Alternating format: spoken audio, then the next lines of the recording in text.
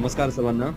आज मार्केटमध्ये इलेक्शन नंतर सर्वात मोठी रॅली आली. स्पेशली बँकिंग स्टॉक्स आणि बँक निफ्टीमध्ये. बँक निफ्टीने एक नवीन ऑल टाईम हाय बनवलेला आहे आणि बँक निफ्टीचा सर्वात मोठा स्टॉक जो खूप मोठा हत्ती आहे, एच-डी-एफ-सी बँक. एच-डी-एफ-सी बँकेने आज 3% पेक्षा जास्त पॉझिटिव्ह क्लोजिंग दिलेली आहे. ॲक्सिस बँकेने 3% पर्यंत रॅली दिलेली आहे आणि 2.92% वरती पॉझिटिव्ह क्लोज झालेला आहे. आय-सी-आय-सी-आय बँक 1.92% पॉझिटिव्ह क्लोज झालेला आहे. काय कारण आहे आज मार्केट एवढं वर जाण्याचं, स्पेशली बँकिंग?